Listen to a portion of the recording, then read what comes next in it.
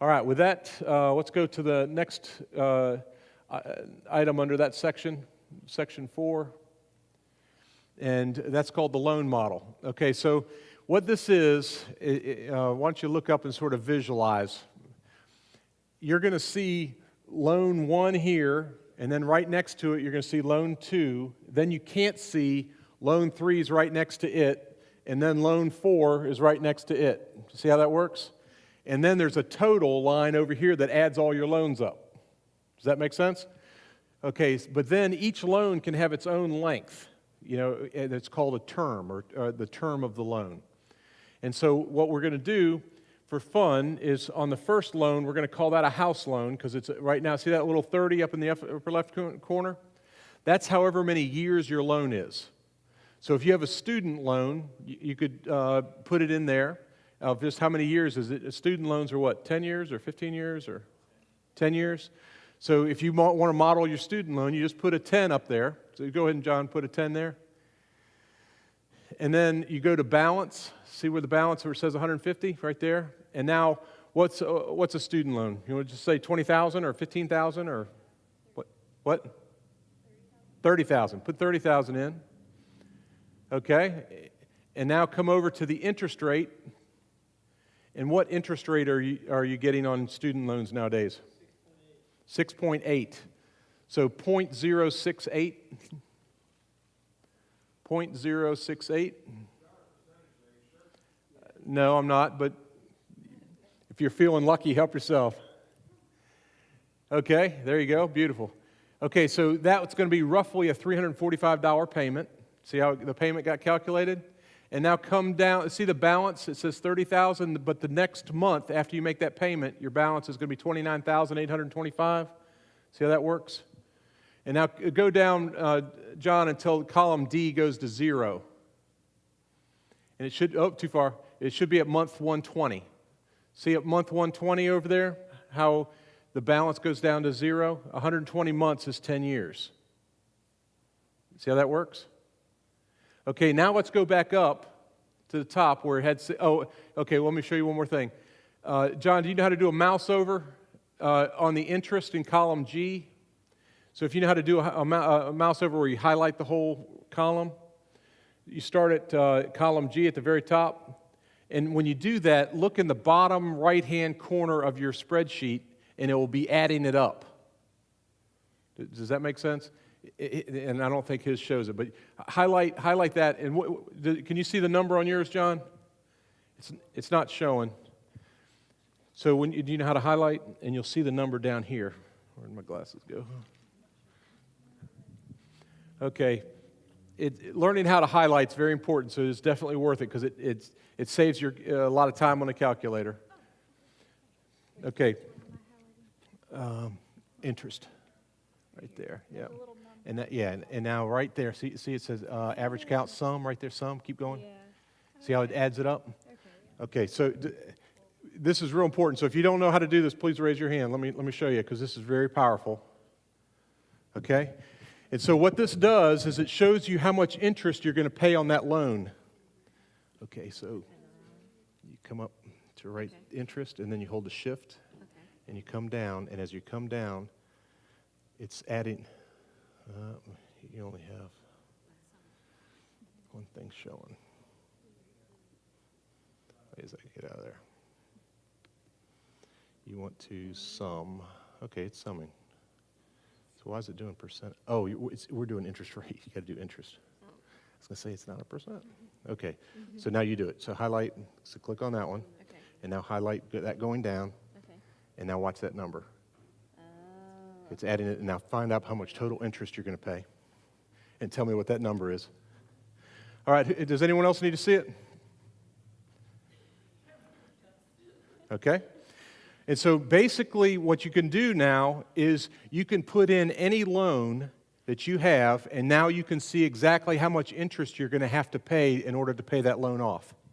Yeah. You just got the original one in here, so you Okay. Yeah. No. Interest. Well, you had this one right here, right there, 750. There's 30. And now highlight down. You have to hold the shift, though? No, well, that's yeah, I do, but Yours isn't having a sum down here, so Yeah, it didn't sum. I highlighted all over here. let go. Okay. Why is it not? I don't know. Yours, it's like it's jammed.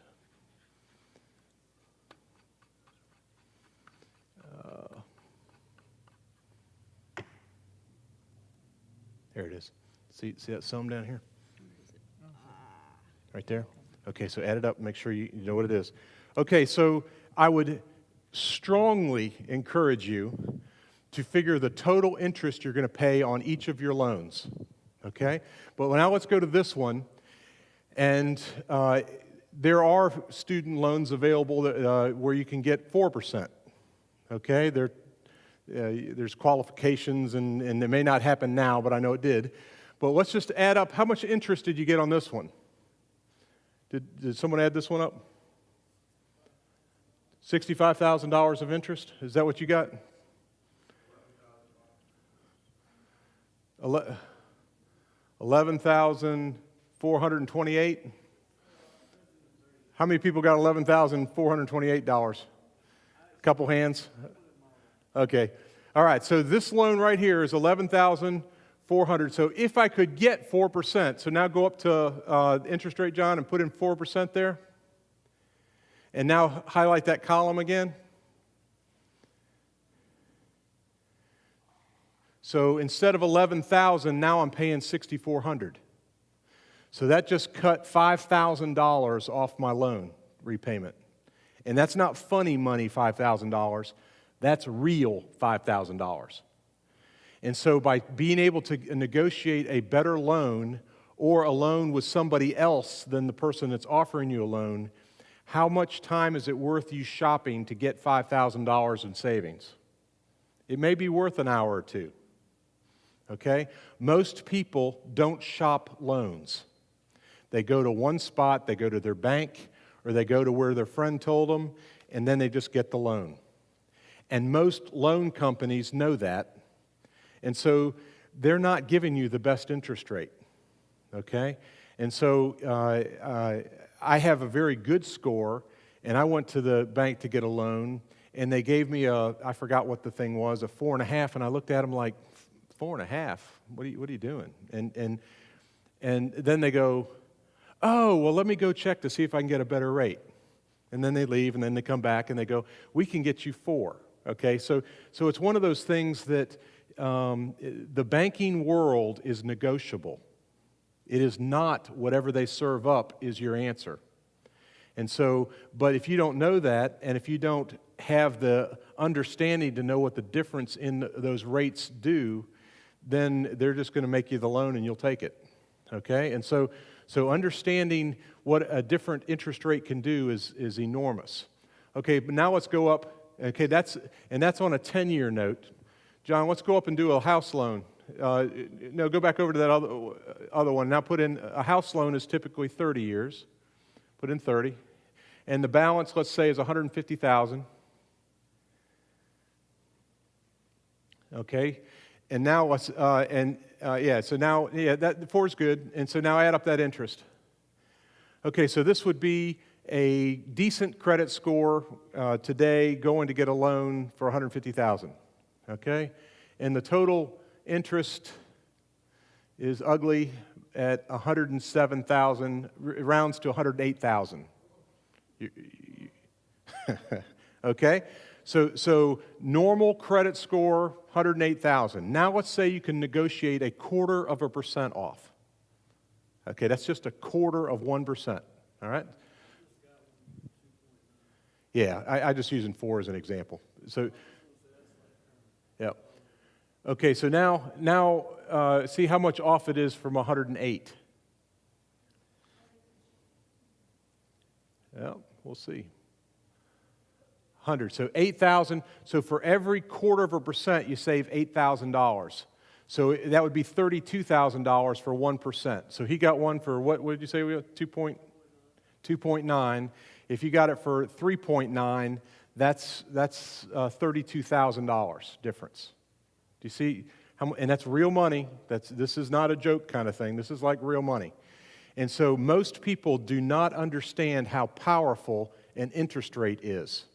And so you really need to model these things to understand it. But now let's say one more thing with the model. John, go back up there. Okay, wait a second. See we're at 360 there? Okay, and we're spending $100,000 of interest. Do you see that? See the total? At 360. Now go back up, John, to the very top. And now another thing you can do with this modeling is you can say, hey, let's go to the second month where it says $694 payment. Hey, John, you're good at this, man. Maybe we ought to do this more often, man. You're just like tracking. Okay, so now let's just say I can add $50 more a month. So, no, 40, $10 a week. Does that sound like you could stretch for $10 a week?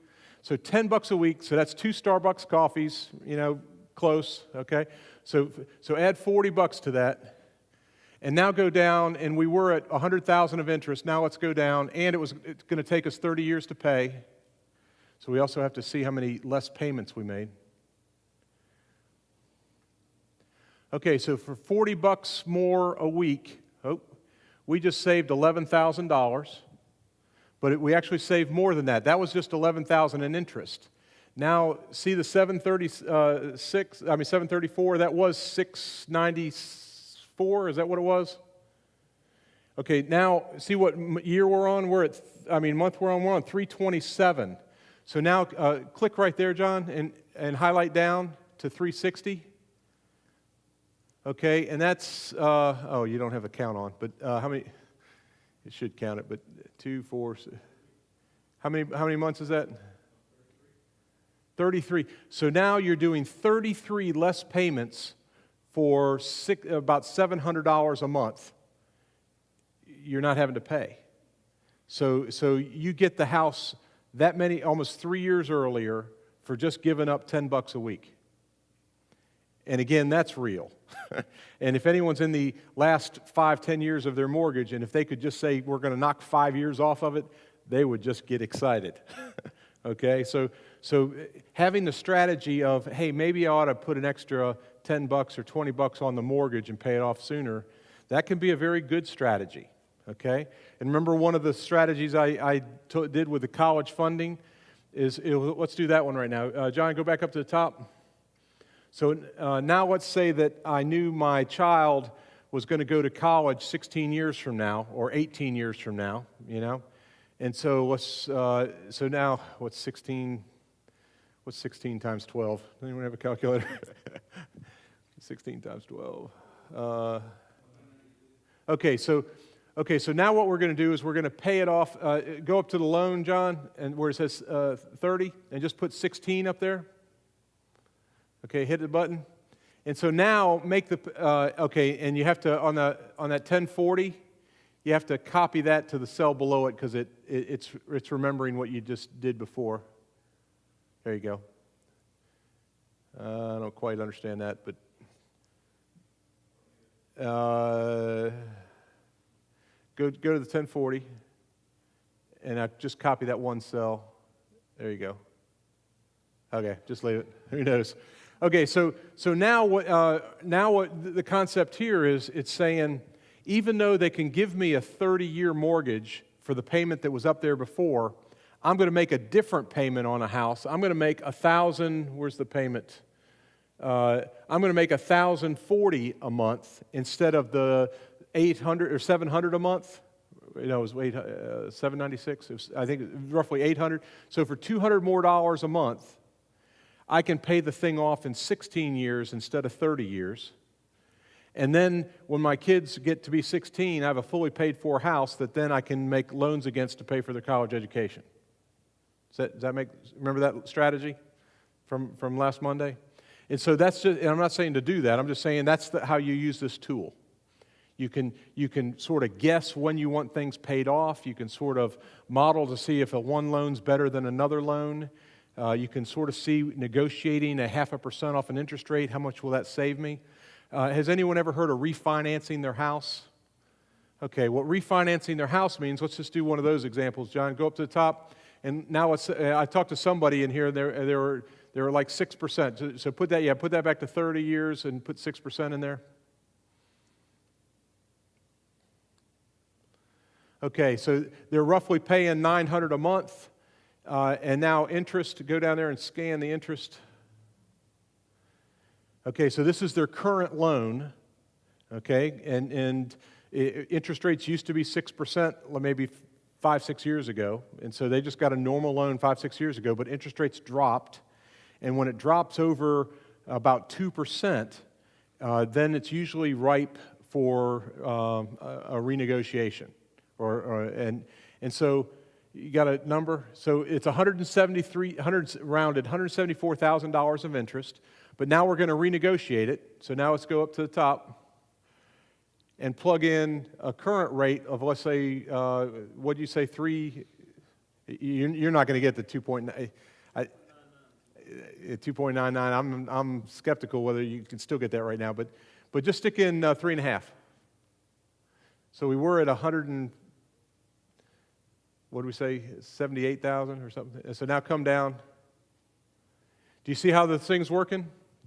So it's just a very quick tool to help you see how much you're going to save. So look at the savings. It's already like $90,000. And so if refinancing cost $3,000 or $4,000 in fees, you'd be set to save $92,000 in interest. It's a deal to refinance. Okay? However, if you were at 3.5 and you could only get 3.0 in a renegotiation, that 0.5% might not be enough to pay for the fees. You see how that works? Okay. This is all I was planning to do on the debt section and loan modeling. Is there any questions regarding that? Yeah. How beneficial would it be with the method that I've been hearing is making half of your mortgage payment every 2 weeks, and then you've magically made 2 extra Yeah. mortgage payment? Is that beneficial? The guiding principle there, or the question, just for starters, is if I make more than one payment to my mortgage in the course of a month, is that better than if I just make one at the end of the month? Two things come to mind there. The quick answer is yes. Whenever you can pay principal off sooner, you're going to pay less interest over time. And if you pay every 2 weeks on your mortgage, you will be hugely benefiting from that. I mean, to the tune of $20,000, $30,000, $40,000 or more. So, however, a lot of mortgage companies, when they sell it to people to administer, they charge you for that because they know that you're going to make money off that. So they're going to say, hey, if you're going to make more than one payment in the course of a month to me, then I'm going to charge you for a processing fee, extra processing fee. And so they'll charge you, and they'll have some nifty name for it, like Pay Off Your House Soon program or something like that. And then you sign up for their program. Then they let you do that, but they charge you each time for a transaction to do that. However, more than likely, even with their transaction fee, you're going to be better off, but they're getting a piece of that pie. However, you can ask your mortgage lender whether you can do that. However, typically, I've never heard where there's an issue where you make an additional payment to principal. And so as long as you make your monthly payment, if you want to put more in there, they'll take the more and put it towards your principal automatically. You don't have to tell them. So if your mortgage payment's $800 and you make a $1,000 payment, they're going to satisfy the payment for $800, take the additional $200, and make the principal go down, which means over time you'll pay less interest. Does that make sense? That's a great question. Yes? We don't have any opportunities to build our credit score. So are there any other ideas that you would suggest as far as credit cards, and then just make sure that we're paying off the balance? Yeah, there's getting credit cards, but no, you don't want to pay some of the balance off. If you pay the balance off immediate, you don't get credit. So you have to leave a balance on there and then make payments towards that. So what I did with each of my kids is I bought $100 on each card or $50 on each card, and then I made the minimum payment, like $5 or $10 on the $50. It drove me crazy making a $10 payment on $50 balance, but I made multiple payments until I paid it, and then I didn't even pay it off. Then I put another charge on it, another $50, and just made $10. So I tried to minimize how much the credit score was going to cost me. But another thing you can do to build credit is you can go to a savings and loan or something and give them $1,000 and put it in the bank, and then you take a loan out for $1,000, and they secure it with this $1,000, and they actually pay the loan automatically for you out of that account, so you don't have to pay, but it gives you the credit history of installment payments for the amount of money that you have. It's bizarre, but I told you the whole credit thing is just an illogical thing. So you just basically, you have the money, put it in the bank, and then you make a loan and you pay them interest, but they'll make the payments out of that account. It might cost you $20, $30 in interest, but when you're done, you have installment credit history, which is different than credit card history, which is different than real estate credit history. Those are all different categories of credit. So to get something quick is either installment loan or credit card. So, yes, other questions? Yeah.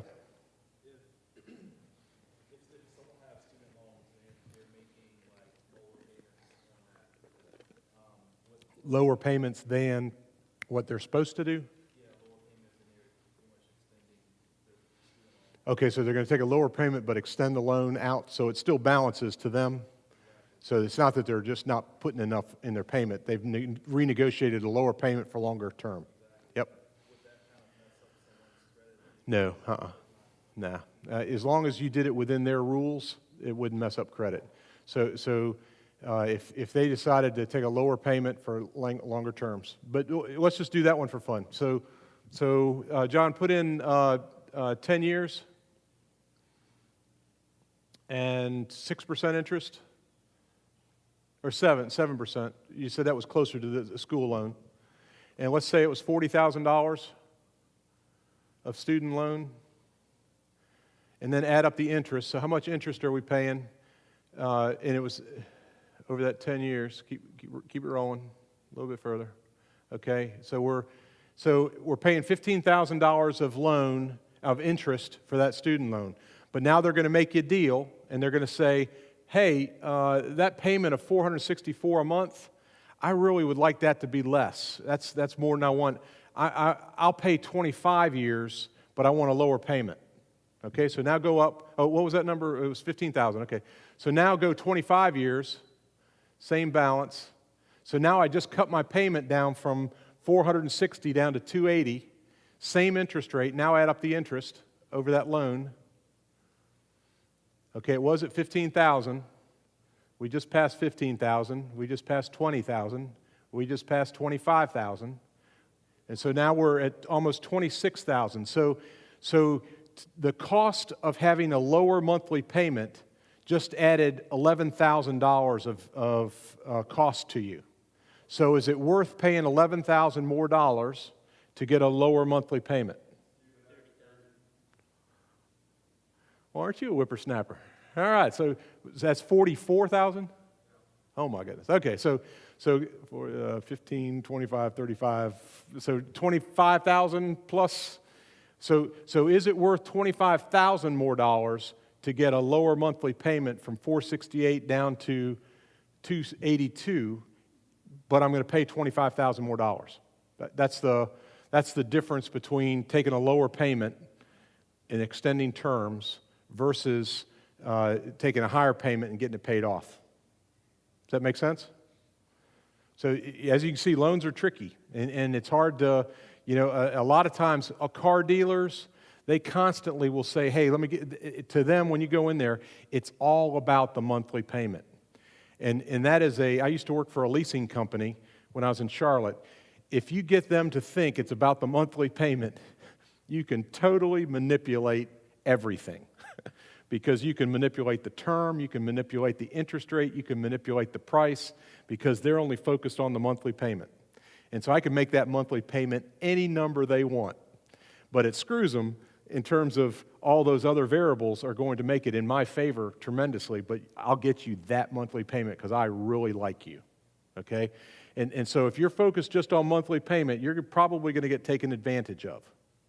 Okay? It's not about the monthly payment. It's about the interest rate that you're paying. That's the number.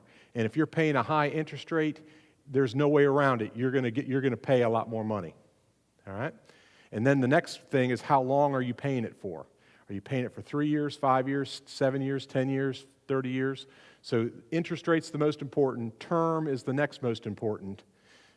So just to give you perspective.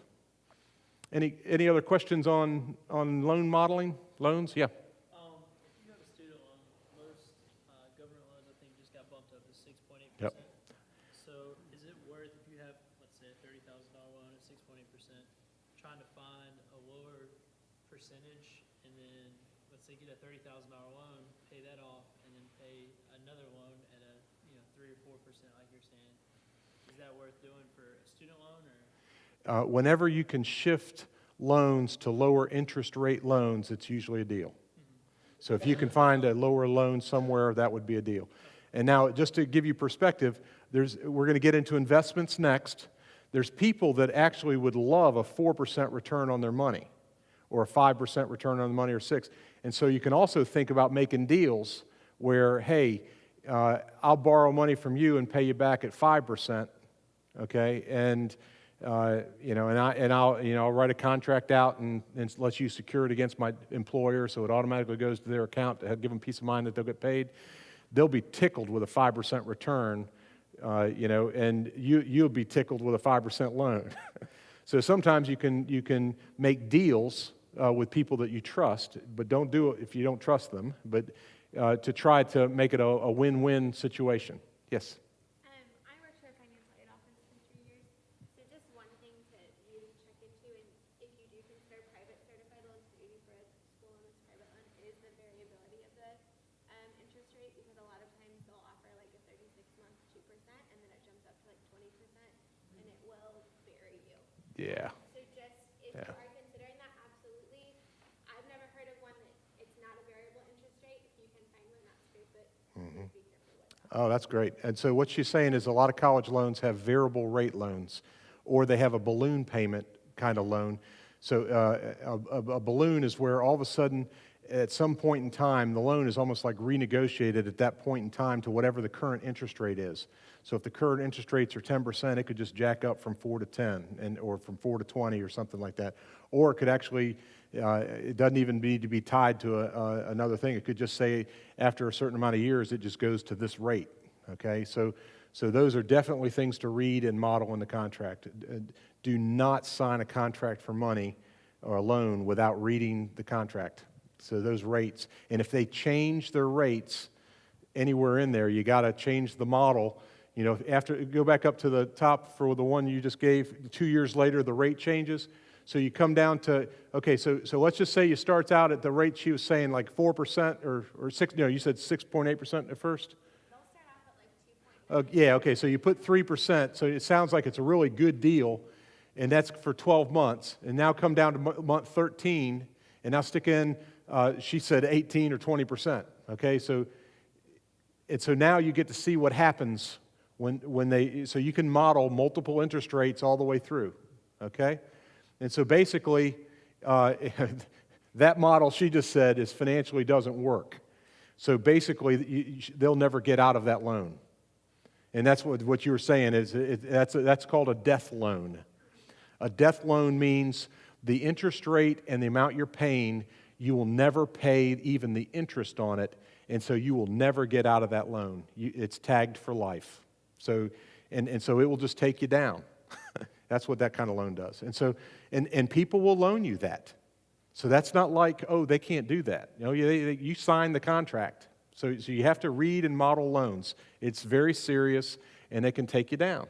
So it's definitely something you want to look at. Yeah. As interest rates come back up and the economy hopefully comes back, Yep. is there a way I can lock in, like, will fixed rate loans disappear, or is there a way I can lock in like that 2.9, Yeah. 50 something? 50 something. Is that old? Gotcha. Okay. All right. So she's wanting to know, can I not have a variable rate? Can I have a fixed rate? I don't know. It's always good to look. I know with real estate, you can have the option. You can have variable loans with real estate, or you can fix it in and have a mortgage. With student loans, I don't know that. So you just have to shop around. But my bet is you're not going to find it, because they want to be protected, because there's high enough risk that students may just say, hey, I'm not going to pay this loan off. And so So they're going to try to get us protected as much if interest rates go up, because interest rates are probably going to go back up. Yes? Oh, yeah. Man, he is so good. Another gimmick that is used that is not in your favor is they'll say, no payments this year. Okay?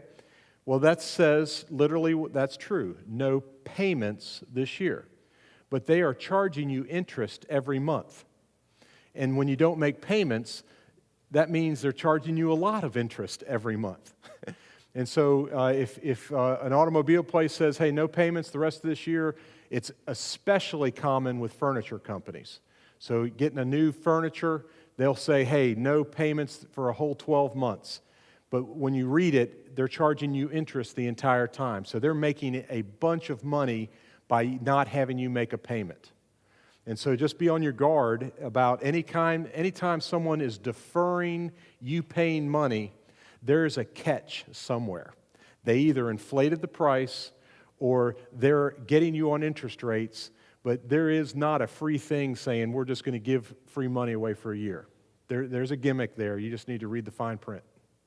And another thing, so most of you probably don't enjoy reading a contract. Okay, that's just not something that's just, this is fun, okay? So you call someone who does, okay, and ask them, here's a copy of the contract, would you mind reading it? It's an ounce of humility, but it's using the family of Midtown to your advantage, okay? Or if it's not Midtown, it's someone else, a Christian brother or sister. Get other people to help you. It's the concept of finances is personal, and I can't share it, is a cultural disservice to you. Find people you trust and then use them. Ask them to help you out, and you'll be amazed at how many people will be willing to help you out and go through that. So don't feel like you have to do it alone. That is not the case with loan models. All right? What are one more question on loans? Yes? Those programs for student loans where, they promise to cancel your loans after, Yeah, some time frame. or if you work for 10 years in public service. Yes. Are those worth it? Well, the ones that I know, the legitimate ones I know are the ones that if you work in a certain job, public service of some kinds, they cancel the loan after a certain period of time. Those I've heard are very legitimate, and I've heard some people say they're great, and I've heard some people say they didn't like it. So it really comes down to, I wouldn't take a job personally just to get rid of a loan that I didn't like to do. How many people have been in a job, a lot of you are too young, but you don't want to be in a job you don't like, and especially for 5 years. And so, because that's usually the minimum to get out of the loan. And so that, I wouldn't go popping into a job you hate for 5 years to just because you're going to feel like you've regretted your life on that one. So, but if you like the works, so some teachers programs, if you teach in a certain type of community, they'll waive the loan. Sometimes on medical, my son's actually looking at one for medical to waive the fees, and so those things. If you like what they're doing, that could be a very good deal. Mm-hmm. Military also does that. So I wouldn't say go to the military just because you can get the loan paid off. You got to love what you do. Good.